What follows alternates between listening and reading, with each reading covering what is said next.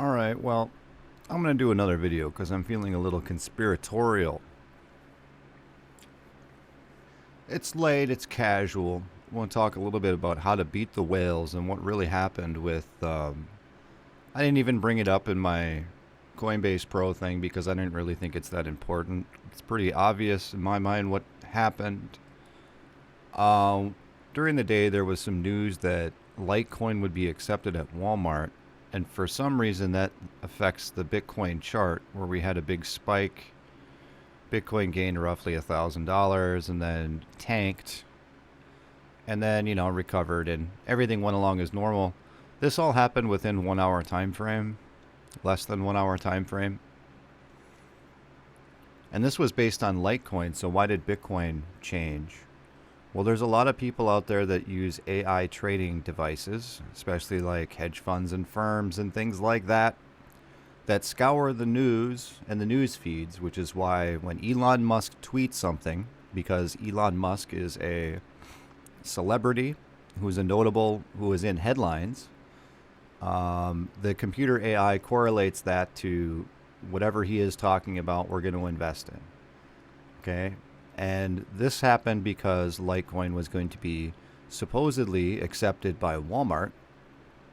And this wasn't just some little story that was in some little rag somewhere. This was picked up by every single major network. And it was a total fraud. Now, how does that happen? It lets you know where your news media is coming from. How do all of the 6 o'clock news and all of the 9 o'clock news, 10 o'clock news, why do they all run the exact same stories? It's because they are all controlled by the CIA. And they are all given what their news stories are on the feed, and nobody questions anything. They just read off the teleprompter.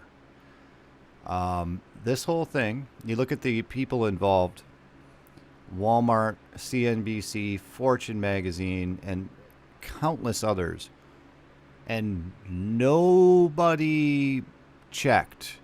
You don't think CNBC has a contact in Walmart that they could call and ask to get more information on the story that came up from their CIA teleprompter that says, oh, Litecoin's going to be accepted at Walmart? Wouldn't they call Walmart?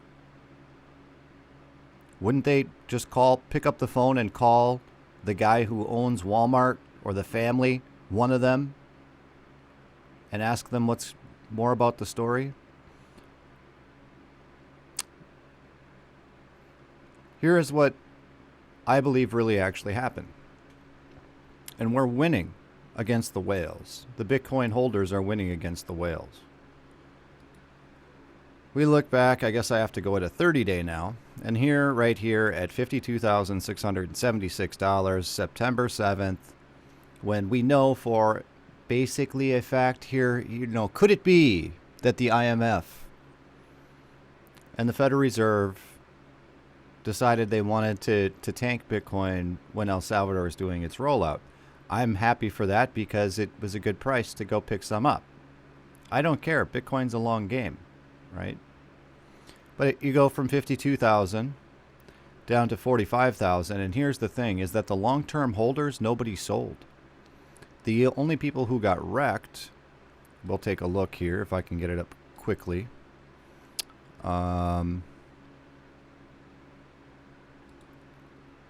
There's the longs versus shorts.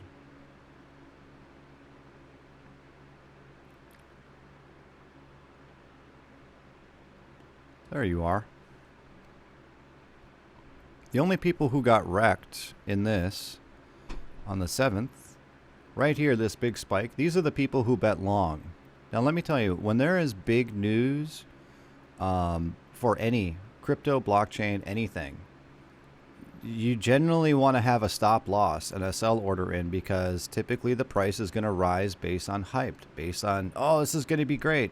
And then the very next day, it tanks. Or an hour later, it tanks. It's just what happens time and time again. So you have your stop losses put in place. I had my stuff put in place. It's just what you do. But there are a lot of people who bet long on 100x leverage, which means they put up a fraction of a Bitcoin and then they bet, they gamble. 100x leverage, hoping that it'll pay off big. Well, all of those orders, all of the big guys like the IMF and the World Banks and Morgan Chase, they all know who is betting long on this stuff and how much money is betting in the longs. So they want to go in and they want to accumulate and they want to wipe out the longs. Honestly, it's healthy for the economy. It's healthy for the Bitcoin crypto universe to have the shorts and the longs get wiped out from time to time. And these are all just derivatives, though. They're not actual Bitcoin. They're like gambling, phony, fictitious derivatives, just like your silver certificates or your gold certificates or anything else. But these guys, they lost like $4 billion of their derivatives and a handful of Bitcoin that the IMF scooped up, and the CIA and all the guys that are involved in that. It's a worldwide thing, okay? And they scooped them up. They know it's a limited resource, but the holders, the actual people who have been in Bitcoin more than just a couple of months, nobody sold anything, okay? So what happens? They probably had buy orders in because people who know how this market works and how people try to manipulate it, they have their buy orders put in. So Bitcoin is up here at 52,000, or it was up here. People will say, well, if we'll go for 42,000, we'll put a buy order in. Or we'll go for 45,000, I'll start buying at 45,000. And then they tank the market, and those orders get scooped up by people like Michael Saylor, who just bought another $250 million worth of Bitcoin. Okay, he's got a buy order in. And so what happens, and these are the stop orders, perhaps, the buying stop orders that don't show up on the market. And what happened is they're thinking they're going to gain all of this Bitcoin during this drop and everyone's going to sell out and they'll be able to scoop them all up. But I think what happened is nobody really sold. So everyone, I was expecting a secondary crash to happen after this to shake out more people because they probably didn't recover the Bitcoin that they used and sold in order to do the scam, in order to do the pump and dump. Okay? So that brings us back to this story here, where they have to run a PSYOP now, where they get the news media involved and they make sure that it triggers all the AI to go out and go buy Litecoin. All right, before anyone figures out anything is gone. So the price goes up, they invest their Bitcoins in, and then it crashes, and they hopefully accumulate a little bit more to top off their stuff. Cryptos crash after Walmart says it doesn't plan to start accepting Litecoin. You don't think that anybody would have called Walmart beforehand? That doesn't seem strange to anybody. Well, the news, they're just stupid. They're just incompetent. You know, anytime anyone is made to look like a complete idiot, dummy in politics or news media or anything like that, like George Bush Jr. is a pretty good example, that is just a cover, guys. You don't get to be in those positions to be a complete dum-dum. Right now, it's Joe Biden. Oh, he's got dementia. He doesn't know what's going on. Really? I don't buy that unless I talk to the guy in real life, which will never happen. Okay? This isn't just incompetence. This is an operation. Who runs the news media? Who is playing around with Bitcoin? Who does El Salvador is playing around with Bitcoin? IMF. Why? Why are they messing with it? It's a national security issue. Okay?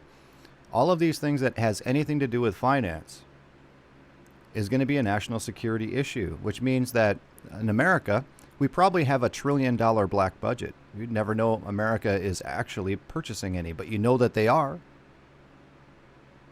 You know they're buying Bitcoin. National security issue to control the markets. We have to do it. It's a threat. And this is what they do. But see, here's how you beat it, guys. We went through Coinbase Pro. Okay, we just did a video on how to use Coinbase Pro. You put in buy orders. You want to buy some Bitcoin. Eventually, you want a dollar cost average, and you've got $1,000. You buy $250 worth, and then you put a buy order in for $1,000 than what you just paid for it. Okay, so in the event that there's a flash crash or it goes down abruptly or someone wants to play with the market, your dollar costing average in less than what you just paid. And you just keep doing it. And if a week goes by or 2 weeks or a month goes by and your order doesn't fill, you cancel your order, just buy whatever the price is. Okay? And if there's any money left, then you put in a new order. And you say, oh, I'll buy at this price now. And just let it sit there and see what happens. Now, with people, the regular average citizen, regular retail trader puts in stop losses and puts in buy orders. Stop losses is kind of shaky with crypto, especially with Bitcoin. Probably don't want to do that with Bitcoin. But these buy order things, and when they try to dump the market, you'll be scooping up stuff at a great price. The other thing you can do is potentially say, if you're fine with your Bitcoin being sold at a certain price, right now Bitcoin is 45,000. Let's say you put a sell order, a stop sell and a sell order in at 65,000. It's like, what are the odds that's going to happen? Well, you never know. They might run a news media thing. There might be some big news. And all of a sudden, within an hour, it shoots up to 65 grand and then it crashes back down. Okay? So the Bitcoin you have that's worth 45,000 will get sold at 65,000. And then after the hubbub is over and it crashes, you can go back in and go purchase Bitcoin. In that meantime, you've made the difference there, you see. But make no mistake, all of this stuff is controlled. There's too much money involved and there's too much at stake in regards to control over people. And that's what the fight over Bitcoin is. It's not about who can make more money. It's all about sovereignty and getting out of the Federal Reserve System. Okay? That's all it's about, and that is what's going on with this, and nobody is covering it. I'm watching some news from some other people, and they're insistent that the market crashed because people were afraid because the market could be so easily manipulated, and that's why the market dumped after that. And no, that has nothing to do with that. Nothing to do with that. I mean, people, this is the middle of the day. People have to work. Nobody is watching the markets that closely unless you're in the business, right? It was AI trading, and it was an operation. It was an operation to target and attack Bitcoin. That's what it was. Try and re-get your stuff back. Nobody cares about Litecoin, guys. Nobody cares about Litecoin. It's just a very consistent coin that performs weaker than Bitcoin. So why wouldn't you own Bitcoin? No reason. And off the top of my head, it's like nobody at the thousands of people that work at these media organizations, nobody owned Litecoin. Like, we would know this information. They don't just announce things and like, oh, here it is. That's not the way that things work. We've been knowing about Amazon and about Visa, MasterCard accepting Bitcoin, and all of the banks in America are going to have a crypto custodian service and accept cryptocurrencies, all of them. It's already been announced, but this was announced 8 months ago. All this stuff, it still hasn't come to fruition yet. But everybody knows about it, and yet Walmart, one day out of the blue, based on some tweet or something? No, guys, don't fall for that stuff. The government is not that stupid, okay? They're not that stupid. Your congressperson could be a dum-dum.